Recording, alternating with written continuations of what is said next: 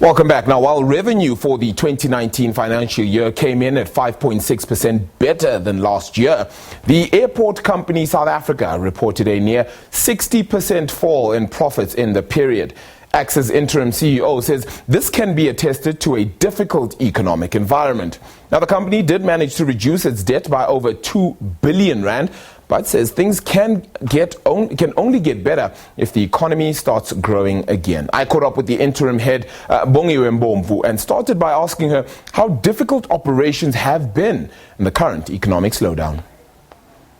Our balance sheet is positive. As you've indicated, we've got a positive revenue, but unfortunately our profits went down, specifically due to our employee costs. Because in the last 2-3 years we put together a new operating model. In that new operating model we introduced new positions within our space, so that cost really it's the tail end of really finalizing the new structure for our business. So we know that in the next year or so that the cost will die down. Okay. Secondly, security.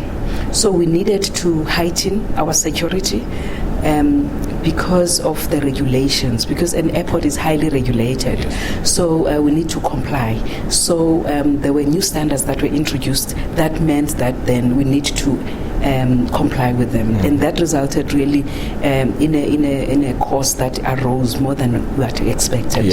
So you say then the operational efficiency of that is going to help the business, and the longevity and sustainability that within your business, will you be able to sustain those costs?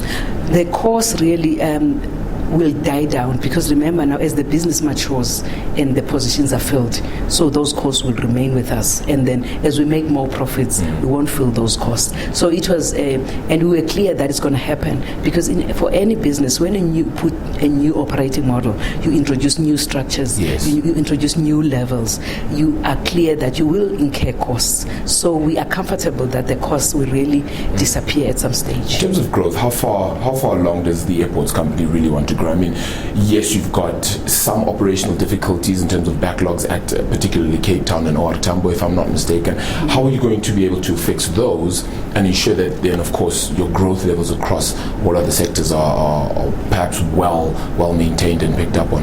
So when you say backlogs, are you talking about our capital infrastructure projects? Yes. So we are comfortable with the delays. We call them delays because what happened was about 2016-17, as soon as we experienced the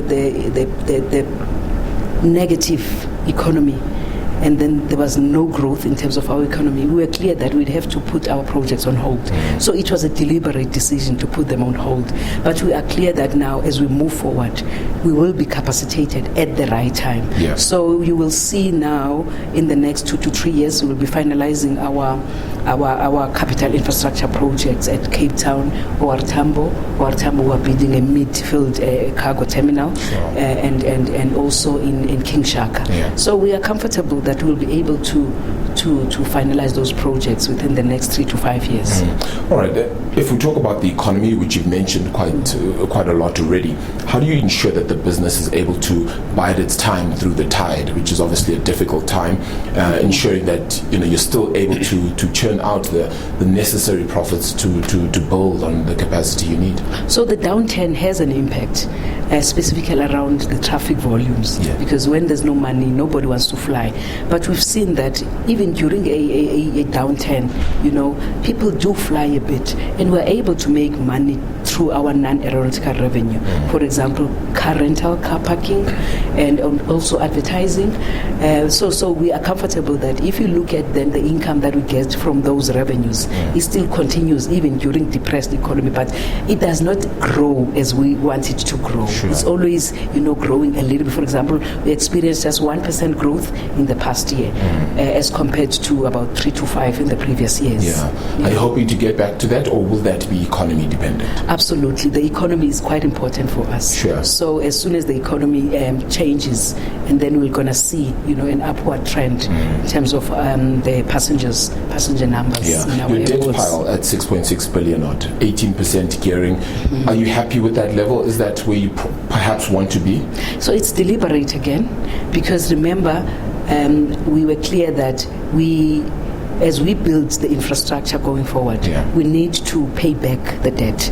So we started paying back about 2 years ago. Sure. Because remember, we're not, I know people talk about a lazy balance sheet. We're strategic around that. Okay. It's a deliberate decision. We don't call it lazy, we call it strategic. Yeah. So at current levels, you're fine with that? We are comfortable with that. Okay.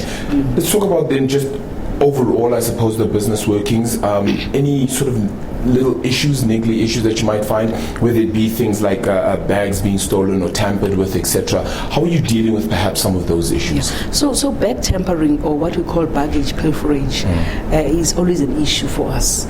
And up front, I would like to emphasize the fact that security and safety of our passengers, including their baggage, is quite important for us. So we do experience that now and again, but I do want to emphasize that we've got best systems that monitor, because remember, our role, we need to monitor what is inside your baggage. So we've got systems that will actually check whether you have anything that could be a threat, to us. So we monitor them. But at the same time, whilst we have such systems, criminal activities do creep in now and again.